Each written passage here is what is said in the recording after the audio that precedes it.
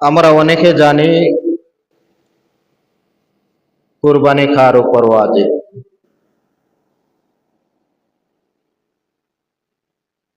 যে ব্যক্তি জিলহজ মাসের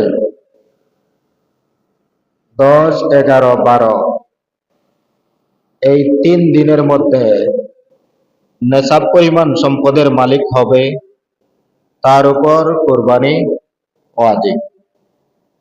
10, 11, 12 নেশাব পরিমাণ মাল অর্থাৎ নিজ প্রয়োজনীয় আসবাবপত্র ব্যতীত ওই 3 দিনের মধ্যে যদি 7.5 ভরি স্বর্ণ অথবা 52.5 ভরি রূপা অথবা তার সমপরিমাণ সম্পদ থাকে, তাহলে ওই ব্যক্তির উপর কুরবানি করা ওয়াজিব।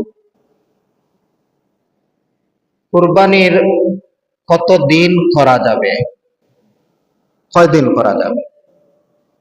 3 দিন করা যাবে। 10 তারিখও কোরবানি করা যাবে, 11 তারিখও কোরবানি করা যাবে, 12 তারিখও কোরবানি করা যাবে। আর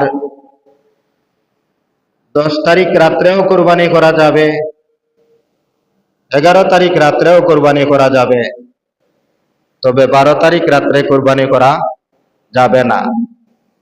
রাত্রে কোরবানি করা অর্থাৎ পশু জবাই করাটা মাকরুহ। তার মূল কারণ হলো অন্ধকার।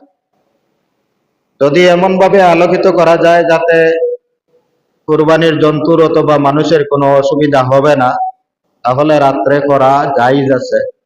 দিনের বেলায় কুরবানি করা উত্তম।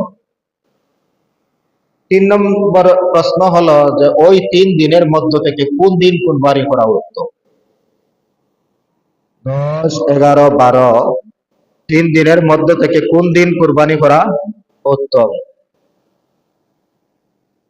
কুরবানি 10 তারিখ করা উত্তম।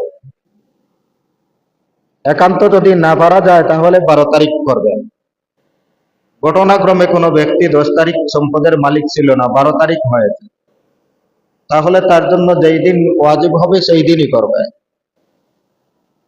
অনুরূপভাবে কোনো ব্যক্তি 10, 11, 2 দিন পর্যন্ত নেশাব পরিমাণ মালের মালিক ছিল না, 12 তারিখ নেশাব পরিমাণ মালের মালিক হয়ে গেছে, তাহলে তার উপর ওই দিনই কুরবানি করা ওয়াজিব।